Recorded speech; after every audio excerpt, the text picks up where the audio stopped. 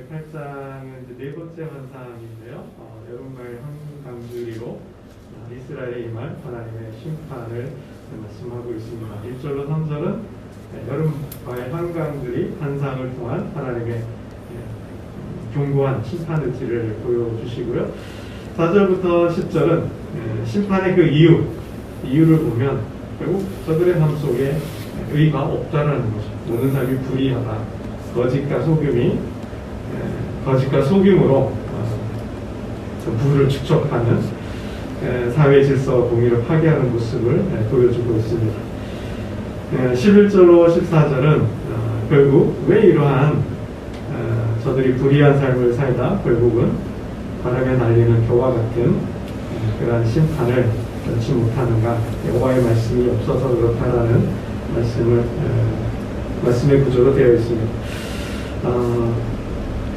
전체적으로 보면 결국 이제 핵심 구절이 11절 말씀인데요. 11절 말씀을 한번 함께 보겠습니다. 100장 11절 함께 보겠습니다. 시작. 주 여호와의 말씀이니라. 보라, 날이 이를지라. 내가 기근을 땅에 보내리니 양식이 없어 주림이 아니며 물이 없어 가람이 아니며 여호와의 말씀을 듣지 못한 기갈이라. 아멘. 그러니까 하나님께서 여름 과일 한강주리를 보여주신 것은 너들이 잘 되고 풍성하고 번성하고 번영한다, 번창한다 라는 뜻이 아니라 여름 과일 한강주리는 메뚜기도 한철인 것처럼 과일도 한철이잖아요. 그것처럼 이렇게 강주리에 담겨있는 그 과일은 보기에는 싱싱하고 크고 그래도 맛있어 보일지 모르지만 일정 시간이 지나면 어떻게 돼요? 없어지잖아요. 썩잖아요. 사라지게 되죠. 그렇게 보셔야 될 것 같아요. 이스라엘의 끝이 일어났다는 거죠. 이게 시간이 지나면, 시기가 철이 지나면 다 없어지고 사라진다라는 거죠. 왜 이렇게 하나님께서 여름 과일 한강주로 이스라엘의 끝을 말씀하시는가? 결국 이제 11절인데요. 저희들이 여호와의 말씀을 듣지 못했다. 일단 여호와의 말씀이 없다라는 거죠. 이 모든 현상의 원인은 말씀 기갈이다라는 것입니다. 기갈은 잘 아실 것입니다. 하늘과 땅이 닫혀서 우로가 끊겼죠. 우로가 끊기니 대지가 땅이 불타오를 수밖에 없고요. 대지가 불타면 모든 식물은 말라 죽는 거죠. 그것처럼 사람도 영적인 존재인 인간도 하나님의 말씀을 듣지 못하면, 먹지 못하면 결국 영혼이 죽는 거죠. 말라 비틀어 죽는 거죠. 그러니까 그 삶에 기갈이 들어서 결국 피폐하고 삶이 황폐화될 수밖에 없다라는 것입니다.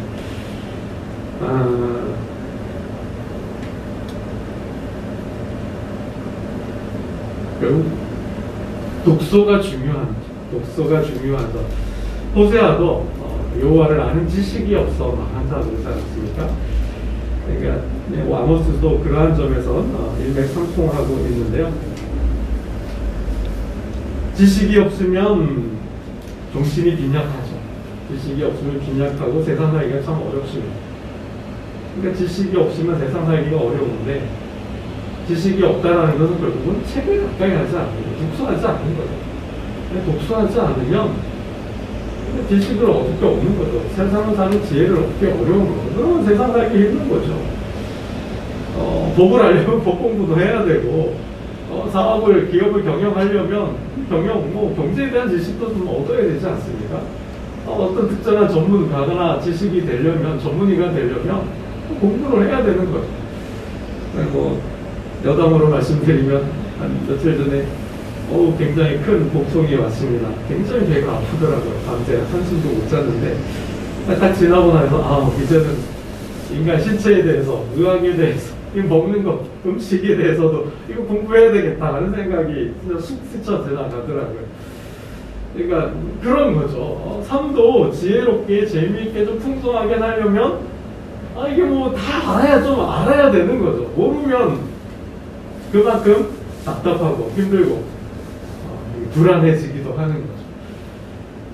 마찬가지로 인간이 영적으로 깨어서 좀 세상을 풍성하게 살려면 이게 말씀이 읽어야 된다는 거죠. 말씀이 없으면 결국 영혼이 죽는 거죠. 영혼이 피폐하고 결국 인간은 빈약한 삶을 살 수밖에 없다는 것입니다. 영혼 없는 인간, 영혼이 피폐해지면 이 인간은 본능으로 사는 거예요. 본능적 인간이 되거나 아니면 기계적 인간, 원칙주의적, 기계적 인간이 되거나 어떤 충동에 이끌려 사는 그런 존재가 되는 거죠. 독일의 심리학자, 여러분도 한번 들어보셨을 것 같은데요.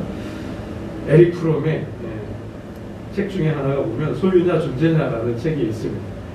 그러니까 인간을 크게 두 분류로 나누었습니다. 소유적 존재가 있고 소유지향적이라는 거죠. 모든 것을 다 소유해야만 직성이 풀리는 인간. 어떤 그냥 소유해야만 편안하고 안정하는 거죠. 그런 사람이 있는가 하면 존재지향적 인간이 있다라는 겁니다. 존재적 인간. 어떤 삶의 의미를 찾고 그 의미를 실현하고 그 속에서 어떤 기쁨을 누리는 사람이 존재지향적 인간이라고 합니다. 그러니까 존재지향적 인간이 되려면 책은 마음의 양식이라고 그러잖아요. 독서가 마음을 살찌운다고 하지 않습니까? 그것처럼 책을 읽어야 어떤 인간과 세상에 대한 그런 거 좀 알고 깊이 있는 성찰을 통해서 자기의 존재를 의미를 부과하며 또 가치를 실현해가는 인간이 되지 않습니까? 그것처럼 영이 살아나고 영이 깨어나고 그 영적인 삶을 살려면 말씀을 먹어야 한다는 거죠. 그러니까 영이 죽으면 결국은 사람이 죽는 거죠. 죽은 성장과 별 다름이 없는 거죠. 그 속에 아들이 없으면 생명이 없다 하지 않았습니까? 아들이 없으면 생명이 없는데 그 아들을 소유하고 그 하나님을 내 안에 모시려면 말씀을 읽어야 되는 거죠. 광야에서 주님이 시험 받으실 때 분명히 말씀하지 않았습니까? 사람이 떡으로만 살 수 없다. 하나님의 입에서 나온 말씀으로 살아야 한다라는 것이죠. 여러분, 어느 아이가 갓 태어난 어린 아이는 본능밖에 없다 그럽니다. 본능밖에 없다 그래요. 본능밖에 없는 아이가 자아라는 것, 자신을 의식하는, 세계를 의식하는 그 자아가 깨어나고 그 자아가 성장하는 데는 반드시 엄마라는 존재가 필요하대요. 아기는 엄마를 통해서 세상을 본다 그래요. 세상을 배운대요. 엄마의 감정을 그대로 먹고 자란다 그러면 엄마의 표정, 기쁠 때, 슬플 때, 아플 때, 분노할 때 그 엄마의 감정을 아이가 느끼고 그것을 통해서 엄마의 그러니까 세계를, 정신의 세계를 이렇게 배운다 그래요. 그러면서 엄마와 분리하면서 자아가 생기고 자아가 성장해 간다고 그런 거예요. 분리가. 그러니까 마찬가지죠. 인간이 정상적인 올바른 삶을 살기 위해서는 정신이 깨어나야 하는 거죠. 정신을 깨우시는 것은 독서밖에 없다라는 거예요. 책을 읽어야 정신이 깨어나고 책을 읽어야 정신이 성장하는 거죠. 깊은 사유와 사고를 하려면 독서를 하면서 책을 읽으면서 사유, 생각하는 법을 배우고 보다 더 깊고 넓은 세계로 나아갈 수 있는 거죠. 성장할 수 있는 거죠. 이 정신의 기능이라는 것입니다. 그것처럼 이게 사람은 하나님의 말씀을 읽어야 영이 깨어나고 영이 자라고 영이 성장하고 성숙해지고 또 그 말씀 안에서 하나님의 나라를 세계를 이루며 살아갈 수 있다. 이게 하나님이 성경이 말하는 원하시는 하나님의 모습, 인간의 모습이라는 거죠. 여러분 10편 19편에도 말씀하고 있습니다. 여러분 잘 아실 거예요. 하나님의 말씀은 그렇죠? 영혼을 소생하게 한다. 어두운 눈을 어리석은 자로 지혜롭게 한다. 어두운 마음을 밝히는 거죠.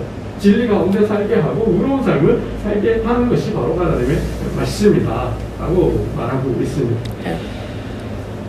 결국 4절로 11절을 보면 당시 이스라엘 백성들의 불의한 삶을 말하고 있는데요. 왜 이런 불의한 삶을 사는가? 정말 4절과 5절 말씀을 한번 잠깐 나눠볼까요? 4절과 5절 말씀 6절까지 한번 잠깐 읽어보겠습니다. 함께 봅니다. 시작. 가난한 자를 삼키며 땅에 힘없는 자를 망하게 하려는 자들아 이 말을 들으라. 너희가 이르기를 월삭이 언제 지나서 우리가 곡식을 팔며 안식일이 언제 지나서 우리가 밀을 내게 하고 에바를 작게 하고 세계를 크게 하여 거짓 저울로 속이며 은으로 힘없는 자를 사며 신 한 켤레로 가난한 자를 사며 찌꺼기 밀을 팔자 하는도다. 등쳐먹는 거죠. 죄송합니다. 뭐 저울을 속이고 대도 속이는 거죠. 신발 한 켤레로. 그러니까 이게 뭐 저당 잡혔잖아요. 못 갚으면 바로 그냥 팔아버리는 거죠. 종으로 팔아버리는 거죠. 빨리 연식이 지나가야 되는 거죠. 절기가 지나가야 되는 거죠. 그래야 장사를 사업을 할 수 있으니까. 그것도 올바른 정의로운 사업이 장사가 아니라 뭐예요? 속이는 거예요. 네. 거짓으로 속임을 통해서 배를 채우는 거죠. 그러니까 하나님의 말씀이 없는 사람은 이러한 삶을 살게 된다는 거죠. 이러한 사회가 될 수밖에 없다는 거죠. 결국 말씀의 기갈이란 정말 그 사회에 그 영혼의 의도, 인도, 이래도 없다라는 것입니다. 하나님과 동행하지 않으니 욕망이 지배를 받는 것이고 인간을 자기의 어떤 수단, 목적을 위한 수단으로 억압하고 착취하고 갈취하는 우리 시대의 말로 하면 갑질하는 그런 인간 사회가 된다는 것입니다. 결국 사무엘 시대 하나님은 엘리 시대 엘리를 피하고 사무엘을 택하고 부르셨는데요. 왜 그렇습니까? 말씀이 희귀하고 이상이 끝나지 않았다. 말씀을 전하고 말씀을 들려줘야 돼. 하나님을 예배해야 될 제사장 엘리가 그런 삶을 살지 않았다라는 거죠. 오히려 하나님의 법을 이용해서 제사를 이용해서 자신의 배만 축적하는 챙기는 그런 모습. 그러니까 제사장이 부패하니까 하나님 바로 그 시대를 치시고 새로운 제사장을 세우지 않습니까?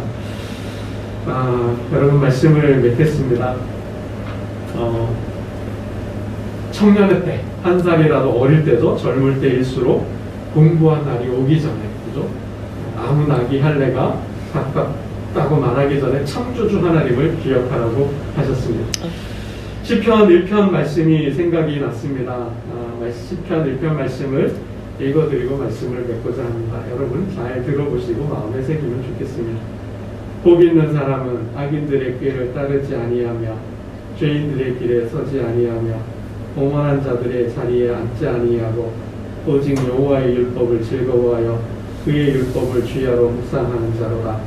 그는 시냇가에 심은 나무가 철을 따라 열매를 맺으며 그 잎사귀가 마르지 아니함 같으니 그가 하는 모든 일이 형통하리로다. 악인들은 그렇지 아니하며 오직 바람에 나는 겨와 같도다. 그러므로 악인들은 심판을 견디지 못하며 죄인들이 의인들의 모임에 들지 못하리로다. 여러분 복 있는 자는 율법을 즐거워하고 주야로 묵상하는 자로다 합니다. 시냇가의 신비운 나무에 비유하고 시절을 쫓아 열매를 맺는다 하였습니다. 반면에 악인은 바람에 나는 겨와 같다 그랬는데요. 결국 의인들은 심판을 견디지 못한다는 거죠. 말씀이 들어가면 악인에게도 쫓지 않고요. 오만한 자리에 앉지도 않고 죄인들의 길에 서지 않는다라는 것입니다. 결국 복이란 이게 복이죠. 하나님 주시는 복을 받아야 그게 진정한 복이지. 하나님 말씀을 떠나서 뭐 잘되고 번창하고 승진하고 부자가 되고 성공하고 출세가 되려고 하는 것은 하나님의 의와 말씀이 빠진 성공은 결국 손에 모래를 쥐는 것과 같은 거고 결국 바람을 잡는 것과 같은 거고 아침 안개와 같은 거죠. 다 흩어버리실 하나님 흩어버리실 거라 말씀합니다. 언제나 말씀에 근거한 지혜의 삶을 통하여 하나님의 복을 받고 그 복을 나누는 축복의 통로 되시기를 주님의 이름으로 축원합니다. 기도드리겠습니다. 아버지 하나님, 사람이 말씀을 읽지 않으면 영이 빈약하고 영이 빈약하면 결국 그 존재는 피폐하고 황폐하되고 죽는다 하였습니다.